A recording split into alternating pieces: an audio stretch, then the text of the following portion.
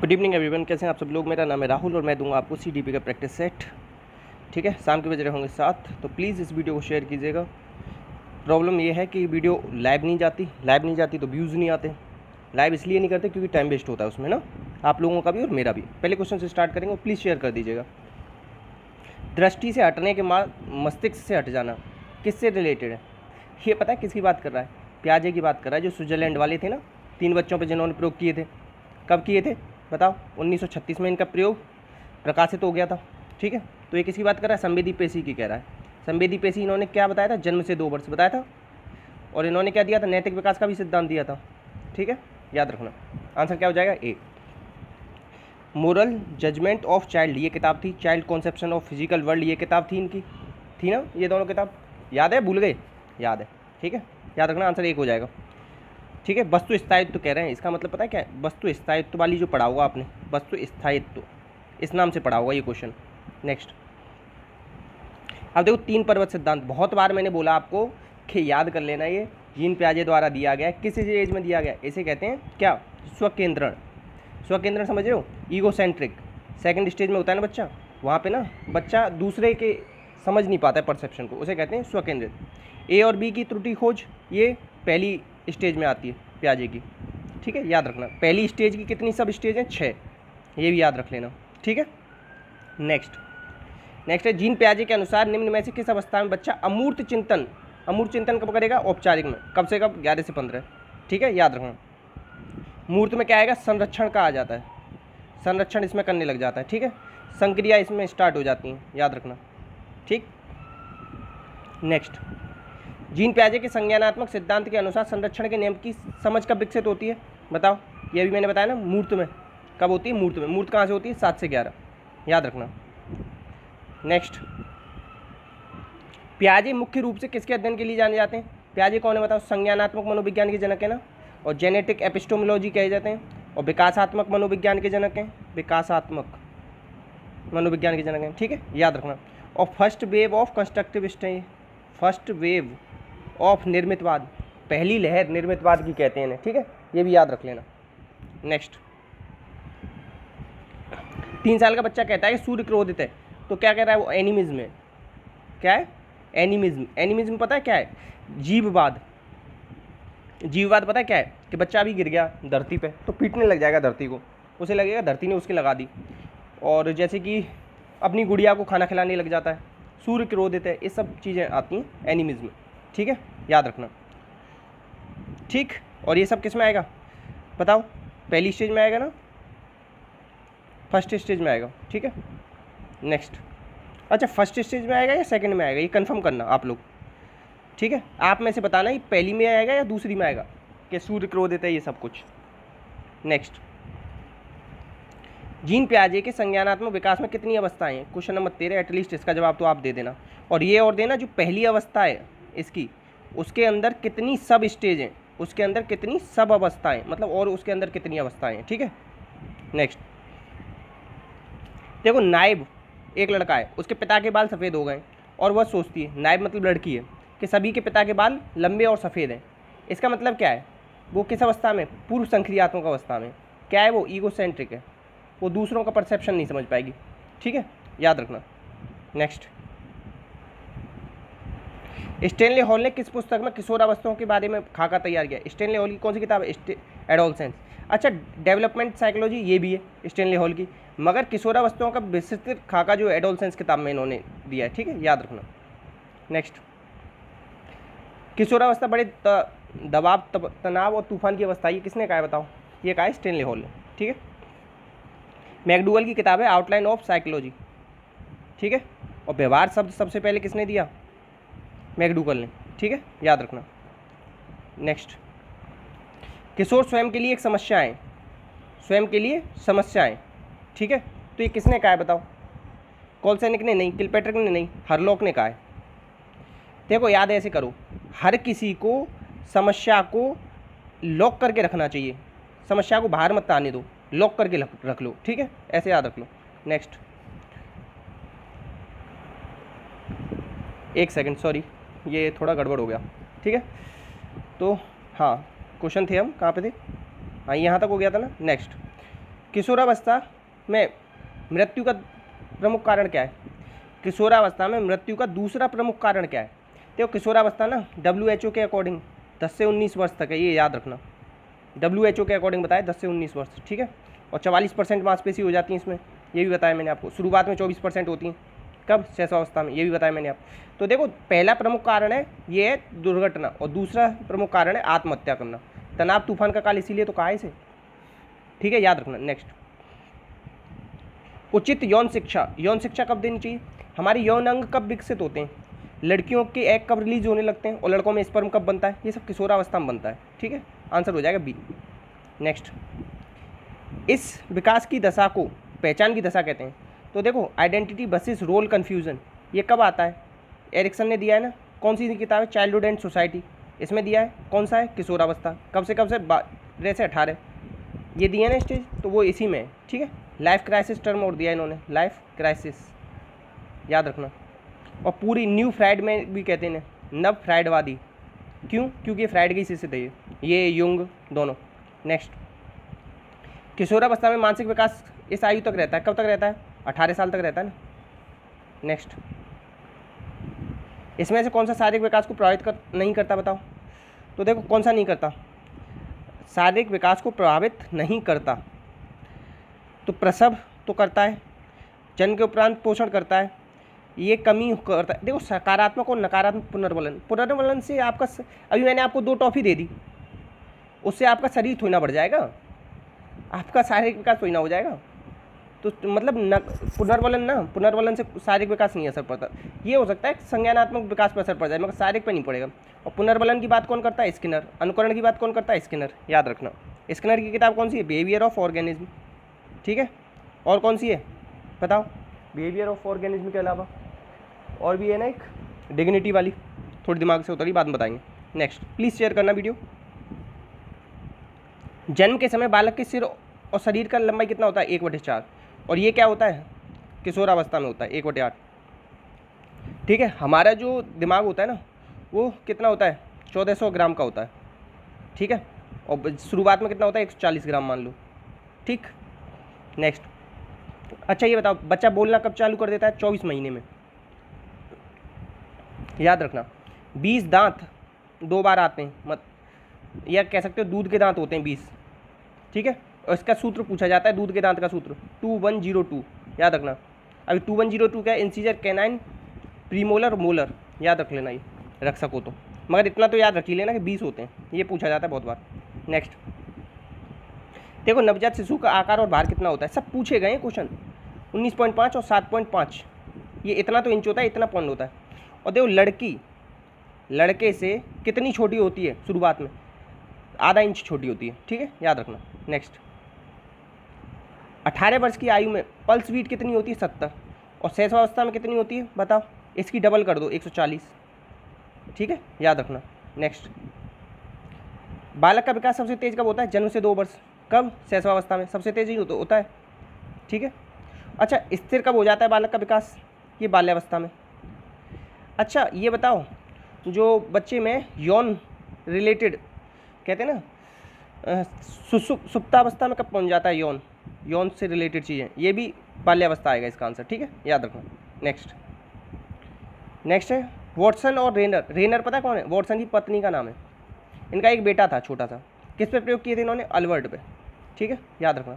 और वॉटसन ने क्या किया था? जो इसका वो था ना खरगोश के साथ प्रयोग थे वाटसन के। नेक्स्ट, देखो क्रिया प्रसूत सिद्धांत को क्या कहते हैं? क्रिया प्रसूत सिद्धांत को क्या कहेंगे बताएं? नैमित्तिक अनुबंधन का सिद्धांत, ठीक है, स्किनर ने दिया था। ऑपरेंट कंडीशनिंग, इंस्ट्रूमेंटल कंडीशनिंग और प्रोग्राम्ड लर्निंग, ये सब याद रखो। चेनिंग शेपिंग 1938 में किस पे दिया था? चूहों पे। 1943 में किस पे दिया था? कबूतर पे। बिहेवियर ऑफ ऑर्गेनिज्म किताब, ठीक है। और इसे क्या कहते हैं? RS सिद्धांत या R सिद्धांत, क्या कहेंगे? R सिद्धांत। और ये जो S सिद्धांत है ना, ये किसका है? पावलोव का है। या S, हाँ इतना याद रखो, S सिद्धांत किसका है? पावलोव का है, ठीक। नेक्स्ट, सामान्यीकरण का विपरीत क्या हुआ है? एक तो होता है सामान्यीकरण कर देना, जैसे देखो पावलोव का सिद्धांत था, अरे वही जो 1904 में नोबेल मिला था, जिसे पैरोटिड ग्लैंड पे प्रयोग नहीं किया था है, और हॉफमैन मशीन थी पावलोव की, उसी में क्या कर देता है कुत्ता? जनरलाइजेशन कर देता है, यानी तो डिस्क्रिमिनेशन। इसका उल्टा क्या हो जाए? डिस्क्रिमिनेशन, मतलब विभेद करना सीखना, ऐसे समझो। एक टीचर है, उसने एक डंडा बजा दिया आज आपको, कल जिसके भी हाथ में डंडा देखोगे ना उसी से डर जाओगे। अगर सबसे डर रहे हो तो वो तो हो गया सामान्यीकरण। अगर कोई दूसरा टीचर आया हाथ में डंडा लेके और उन दोनों में विभेद कर दिया आपने तो उसे कहते हैं डिस्क्रिमिनेशन। ठीक है, नेक्स्ट, अगर कोई व्यक्ति साइकिल चलाना सीखकर स्कूटर चलाना सीखने में आसानी महसूस करता है तो क्या ये धनात्मक है? कौन सा धनात्मक? तो ये पार्श्विक होता है शरीर में, एक अंग को देकर दूसरे अंग में अपने आप पहुंच जाए वो चीज़। एक अंग को आपने प्रशिक्षण दिया, दूसरे अंग में अपने आप हो गया। ठीक है, नेक्स्ट, जब कोई छात्र किसी पाठ या कार्य को मात्र इस उद्देश्य से सीखता है कि उसे क्या मिलेगा, पैसा मिलना है उसे, भैया पैसे की बात है, तो ये क्या है, बाह्य प्रेरणा है। ठीक है, याद रखना। नेक्स्ट, अब देखो मिलाना है। अब देखो टाइप एस सिद्धांत, एस बताया था ना मैंने, पावलोव, ये यहाँ मिला दो। ठीक है, उद्दीपक सामान्यीकरण हो जाता है इनके में। और सीखना कैसा होता है बताओ, सीखना किस तरीके का होता है, कंटिन्यू होता है या छोड़ दो, अभी बाद में बता दूँगा। आहा अनुभव ना किससे रिलेटेड है, ये कोहलर से रिलेटेड है, गेस्टाल्टवाद से। जब सूझ आ जाती है ना आपके दिमाग में एकदम से, तब आता है आहा अनुभव। और सूझ के लिए सबसे ज़्यादा जरूरी क्या है, एक्सपीरियंस होना जरूरी है, पुराने एक्सपीरियंस नहीं होगा तो कोई सूझबूझ नहीं आएगी आपके दिमाग में, ये कहा था कोहलर ने। ठीक है, एक्सपीरियंस नहीं है तो कोई सूझ नहीं है। इसीलिए ये जो सूझ वाला सिद्धांत है ना, ये बालकों के लिए काम नहीं करता, बालकों में एक्सपीरियंस नहीं होते ना इतने ज़्यादा। अन्वेषण करके कौन सीखता है बताओ? पुनर्वलन की बात किसने करी, पहले पुनर्वलन देख लें। पुनर्वलन की बात करेंगे हम, अन्वेषण करके और पुनर्वलन की बात कौन करता है, स्किनर। अन्वेषण करके आशुबेल। ठीक है, आशुबेल ने 4 प्रकार का दिया था ना, खोजकर, वही अन्वेषण, रटकर, समझकर, अर्थग्रहण करके, तो Ausubel. Cognitive view of education psychology एस करके किताब थी इनकी। ठीक है, याद रखना। और स्किनर का है, स्किनर ने पुनर्वलन और अनुकरण पे जोर दिया है ना। नेक्स्ट, अब इसमें से कौन सा रचनावादी शिक्षाविद नहीं है? रचनावादी कौन सा नहीं, रचनावादी कहते हैं कंस्ट्रक्टिविस्ट, मतलब बच्चा खुद से निर्माण करता है। किसका निर्माण करता है? ज्ञान का निर्माण करता है। तो प्याजे तो है ही है सबसे पहले नंबर पे, ये है ही है। जेरोम ब्रूनर खुद संज्ञानवादी हैं। अब ये वाटसन रचनावादी नहीं है, ये तो व्यवहारवादी है। ये तो कहता है कि 1 दर्जन बच्चे दे दो, चोर डकैत डाकू सब कुछ बना दूंगा मैं। ठीक है, और ये तो व्यवहार बात तो दिया ही वाटसन ने था। ठीक है, याद रखना। नेक्स्ट, इसमें से कौन सा शास्त्रीय अनुबंधन से संबंधित नहीं है? देखो विलोपन हो जाता है, तत्काल पुनर्प्राप्ति और ये सब है। शेपिंग, चेहनिंग, ये सब किसके हैं? ये सब तो स्किनर के हैं। तो आंसर क्या हो जाएगा? डी। नेक्स्ट, अब देखो प्रेरणा प्रबलन ह्रास का सिद्धांत किसने दिया था? प्रेरणा का सिद्धांत किसका है? हल्का ही तो है, ड्राइव रिडक्शन थ्योरी। ठीक है, फ्रायड क्या है? मनोविश्लेषणवाद सिद्धांत, मनोलैंगिक सिद्धांत। ठीक है, गत्यात्मक मनोविज्ञान, ये सब। ठीक, और फ्रायड की किताब कौन सी है? The psychopathology of everyday life. ठीक है, मैस्लो ने क्या दिया है? Need theory. कैंपसन नहीं आता ज़्यादा अपने में। मनोविज्ञान व्यवहार का ज्ञान है। इसमें क्या, किसमें परिवर्तन लाया जाता है बताओ? व्यवहार में ही तो लाया जाता है। ठीक है, याद रखना। नेक्स्ट, ये जो अभिवृत्ति और उपलब्धि होती हैं, सब क्या होती हैं? व्यक्तिगत भिन्नताएं होती हैं। अब देखो इसमें कह रहा है कि कौन सा गलत है। अधिगम का साइंस सिद्धांत टॉलमैन ने दिया है, इसे ही क्या कहते हैं? गुप्त अधिगम कहते हैं। याद रख लेना, ये नया टर्म बता रहा हूँ, गुप्त अधिगम। बहुत पूछा जा रहा है आजकल, गुप्त अधिगम किसने दिया है? टॉलमैन ने। क्षेत्रीय सिद्धांत तो कुर्ट लेविन ने दिया, और B = F/P/E, ये इनका वो है। और 4 प्रकार का वो बताया, उसमें डिवाइड किया इन्होंने। और कुर्ट लेविन कहाँ का था? जर्मनी का था। ये भी पूछा जाते हैं, सारे फैक्ट पूछे गए। प्रयास और त्रुटि का सिद्धांत थॉर्नडाइक का 1898 में। मुख्य नियम दिए थे इन्होंने 3, कितने? 3, तत्परता, अभ्यास, प्रभाव। TAP, टैप से याद कर लो। सामाजिक अधिगम सिद्धांत, ये किसका है? ये बंडूरा का है। किसका है? बंडूरा। इसे प्रेक्षणात्मक सिद्धांत भी कहते हैं, सामाजिक संज्ञानात्मक सिद्धांत भी कहते हैं। क्वेश्चन ये पूछा गया सामाजिक संज्ञानात्मक सिद्धांत कब दिया? तो 1986 में दिया, याद कर लो। ठीक है, कब दिया? 1986 में दिया था, याद रखना, ये पूछा गया है कई बार। और ये बंडूरा कहाँ का था? कनाडा का था। कहाँ का था? कनाडा का था। ठीक है, याद रखना।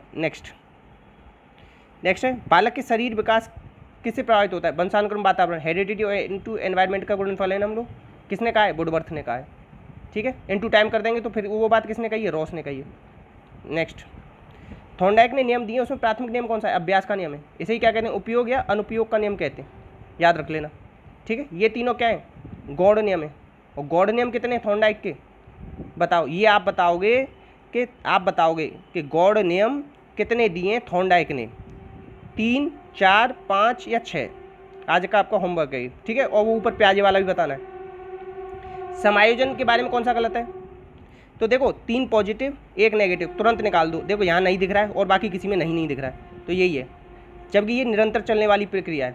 अच्छा, समायोजन की दिक्कत सबसे ज़्यादा कहाँ होती है? किशोरावस्था में होती है, ये याद रख लेना, ये पूछा जाता है। सृजनात्मकता की विशेषता कौन सी होती है? लचीलापन, प्रभाव, मौलिकता, सब होता है, ठीक है। नेक्स्ट, अच्छा मौलिकता पता है क्या होना चाहिए? कुछ नयापन, ऐसा नहीं कि दूसरे का ही कॉपी करके बता दिया।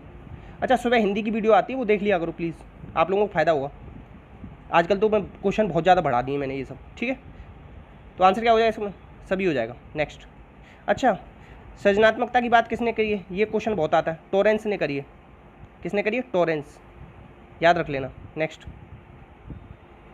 अच्छा देखो पिछड़े बच्चों की शैक्षिक लब्धि, बुद्धि लब्धि नहीं कह रहा है, शैक्षिक लब्धि। IQ का फॉर्मूला होता है MA/CA × 100, ये IQ होता है, यहाँ पे ही EQ पूछ रहा है। तो देखो एक चीज़ याद रखना, CA दोनों में कॉमन होता है, तो ये सब काट दो, CA इसमें भी आ रहा है, इसमें भी आता है, तो आंसर हो जाएगा ये, ठीक है। शैक्षिक लब्धि किसने दी है बताओ? सिरिल बर्ट ने दी है। किसने? सिरिल बर्ट ने। ये क्वेश्चन पूछा गया है कि शैक्षिक लब्धि किसने दी है, आया हुआ क्वेश्चन है, बता रहा हूँ, लिख लो इसे, कट जाएगा नंबर। समझ ही नहीं रहे भैया तुम तो। प्रेरणा सीखने का राजमार्ग किसने कहा भैया? राजमार्ग की बात स्किनर ने कही है, ठीक है। नेक्स्ट, गेट्स ने क्या कहा है? अनुभव और प्रशिक्षण द्वारा सीखना ही अधिगम है, ये कहा है गेट्स ने। किलफोर्ड ने पता है क्या दिया है? संक्रिया दी है 120, उसमें है, तो इसका है संक्रिया, विषय वस्तु, उत्पाद। उत्पाद इन दोनों में आ रहा है, इन दोनों में नहीं आ रहा है, आखिर में संक्रिया पहले नंबर पर आती है, तो ये हो जाएगा आंसर ए, ठीक है। नेक्स्ट, इसमें से कौन सा ग्रंथि व्यक्तित्व के विकास को प्रभावित करती है? तो पिट्यूटरी करती है। पिट्यूटरी कैसी होती है बताओ? मटर जैसी होती है, याद रखना, ठीक है। एड्रिनल होती है, कहाँ पे होती है एड्रिनल बताओ? अपनी किडनी के ऊपर होती है। किसके ऊपर होती है? किडनी के ऊपर होती है। थायराइड होती है, गले में होती है, ठीक है। और पैराथायराइड होती है इसके पीछे। मगर जो पीनियल ग्लैंड होती है, ये तो क्या आप सुबह सुबह जगते हो ना, तो डेली एक ही टाइम पे जगना, अपने आप आदत पड़ जाएगी, तो वो पीनियल ग्लैंड है, ठीक है, याद रख लेना। आंसर क्या हो जाएगा? चौथा। चौथा आपके व्यक्तित्व से रिलेटेड नहीं है। नेक्स्ट, अच्छा ये बता दूँ, पीनियल ग्लैंड को ना टाइम क्लॉक कहते हैं, कि आपके दिमाग की घड़ी कौन सी है, वो यही है, पीनियल ग्लैंड, ठीक है। इसमें से कौन सा सृजनात्मकता का सिद्धांत नहीं बताओ? मनोविश्लेषण है, ये है, ऑलपोर्ट का नहीं है। कौन सा नहीं? ऑलपोर्ट का नहीं है, ठीक है, याद रखना। नेक्स्ट, अच्छा 2 क्वेश्चन डाल दिए मैंने, किसके डाल दिए? मैथ के, ठीक है, बता दे रहा हूँ। देखो कभी भी एक संख्या को विभाजित करने के लिए कहे और जो शेष बचे, फिर कहे कि 11 से विभाजित करने पे क्या आएगा, तो इस वाली संख्या को डायरेक्ट विभाजित कर देना। 25 को 11 से दो, 11 दूनी 22, तो आंसर क्या हो जाएगा? 3 बच जाएगा, आंसर हो जाएगा ये। डायरेक्ट इसको विभाजित कर दो अगर इससे ये वाली संख्या विभाजित हो रही है तो। नेक्स्ट, अच्छा ये कह रहा है कि अब ABCD का रेशियो बताना है क्या होगा। तो देखो यहाँ पे इसने चालाकी करी, B और C और B दे दिया, जबकि B और C ऐसे लिखो 4:5, इसको ऐसे कर लो थोड़ा, ठीक है, अब सही हो जाएगा। अब कैसे करोगे जल्दी, 1 सेकंड में कैसे आंसर लाओगे? देखो A का रेशियो क्या है? 3, तो 3 से 8 कभी नहीं कटेगा, ये 8 कभी कट नहीं सकता, ये कट नहीं सकता, ये और ये हो सकता है आंसर, ठीक है। अब देखो C और D का रेशियो क्या है? 10 और 9, 9 से ना कभी भी 10 नहीं कट सकता, 9 से हमेशा 9 ही कटेगा, इसलिए आंसर हो गया C। इस तरीके से निकालना सीखना। अगर आप चाहते हो कि मैथ के ऐसे क्वेश्चन 2-4 में डाल दिया करूँ डेली, तो बता देना, ठीक है। प्लीज़ जो क्वेश्चन मैंने पूछा उसको आप बताओगे, जवाब दोगे और शेयर करोगे इस वीडियो को, ये आपको प्लीज़ ये सब प्रॉमिस करके जाओ। और बताना कैसी लगी वीडियो, ज़्यादा से ज़्यादा इस तरीके से ज़्यादा क्वेश्चन कराऊँ या क्वेश्चन कम ही रखूँ, ठीक है। इसी के साथ अपना का ध्यान रखना। जय हिंद, जय भारत।